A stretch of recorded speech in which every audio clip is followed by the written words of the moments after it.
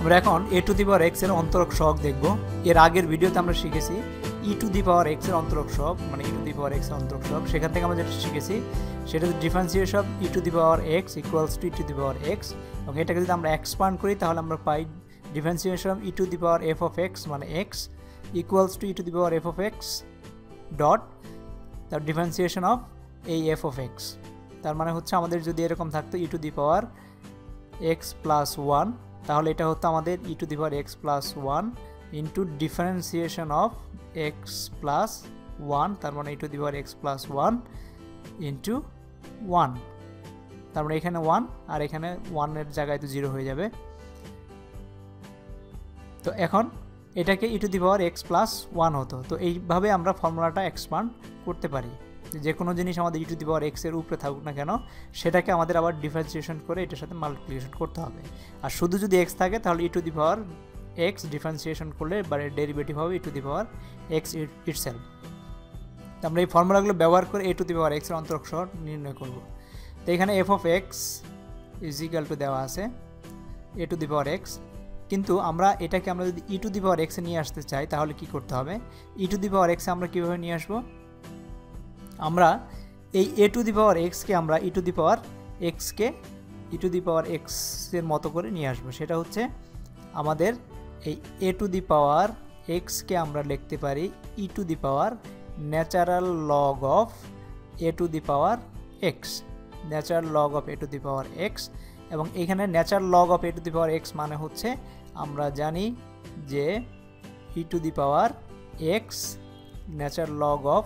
a, তার মানে যে কোনো natural log of a to the power যেটা থাকবে সেটা সবসময় এখানে চলে আসবে আর এটা এখানে থেকে যাবে। ইকুয়ালসটা আমরা লিখতে পারি x natural log of a। তো এই জিনিসটা আমরা এখানে বসায় দিলাম। তো এখানে আমরা এখন এটাকে যদি ডিফারেন্সিয়েশন করি এই ফর্মুলার মাধ্যমে তাহলে হবে কি differentiation of a to the power x is equal two differentiation of, কারণ a to the power x সমান সমান পেয়েছে এটা, so e to the power x natural log of a সমান সমান হচ্ছে আমরা এই ফর্মুলায় যদি এখন চলে আসি তার মানে হচ্ছে আমরা এটাকে বের করে নিয়ে আসবো e to the power f of x, তার মানে e to the power x ln a into differentiation of x, তার মানে আমাদের এই অংশটুকু ডিফারেন্সিয়েশনকে নিয়ে আসতে হবে। তার মানে d dx of x ln a। তো এটার মানে হচ্ছে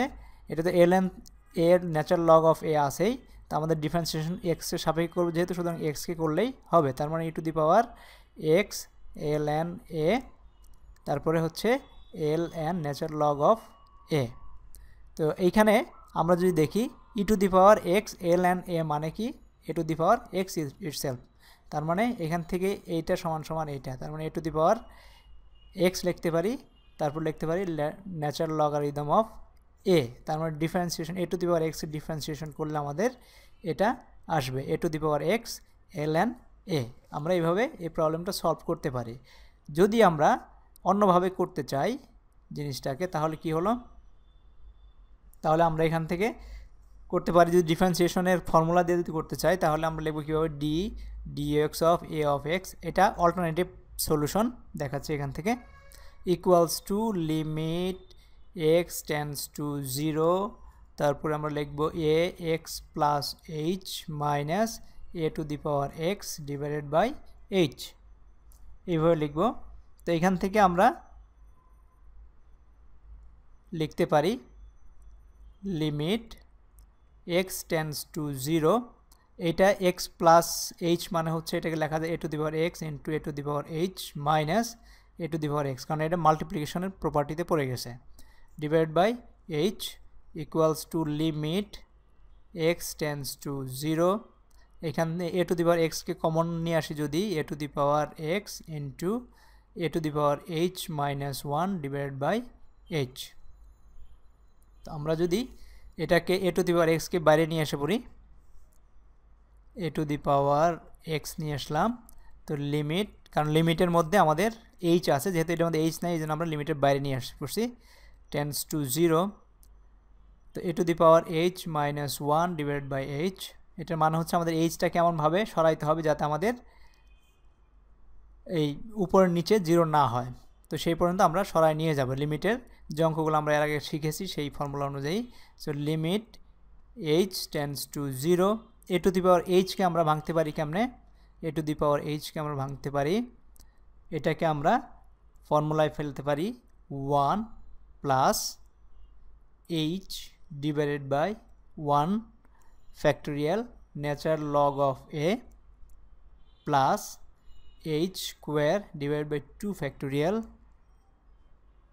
into natural log of a square plus blah blah blah. তারপর আমাদের -1 আছে, সেই -1টাকে আমরা এখানে লিখব, আর নিচে আছে আমাদের h।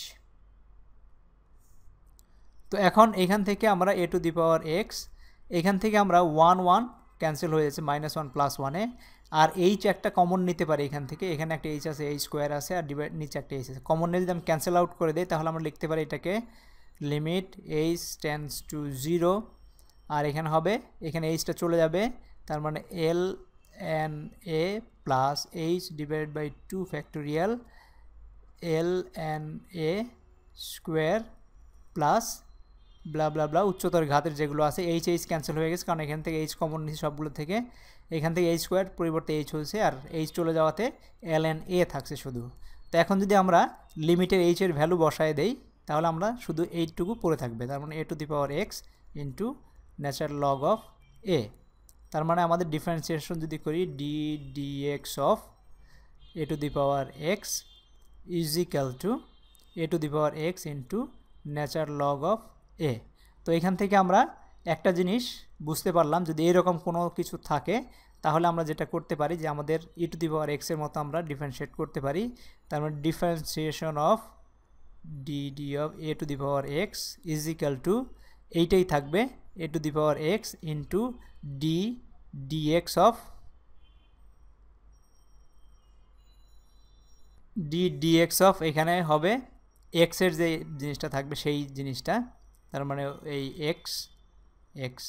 e to the power x এর উপরে যে অংশটুকু থাকবে সেটা ডিফারেন্সিয়েশন ইনটু একটা কনস্ট্যান্ট থাকবে ln a। তো এই ফর্মুলার মাধ্যমে আমরা যে কোনো অঙ্ক করতে পারি। যদি আমাদের এরকম থাকে d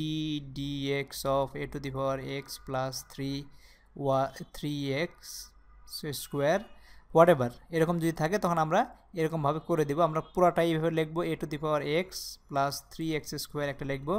তারপর x প্লাস 3x স্কোয়ার, এই যে এখানে ডিফারেন্সিয়েশন অফ x ফাংশনকে দেওয়া হয়েছে, তার মানে হচ্ছে differentiation of function of x, এখন আমরা ফাংশন অফ x বলি এটাকে, তাহলে সহজ হবে বুঝতে। তার মানে এটা হবে d dx of x plus 3x square into ln a। এখন এটা ক্যালকুলেশন করলে আমাদের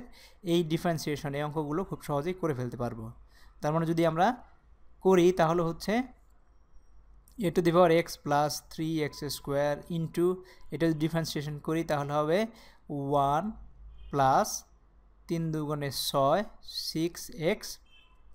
into ln a।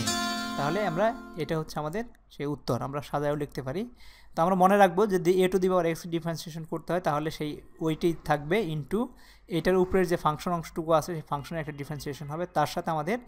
ln a natural log a কে আমরা বসায় দিতে হবে। তো এইভাবে আমরা a to the power x এর ডিফারেন্সিয়েশন করতে পারি। Thank you very much.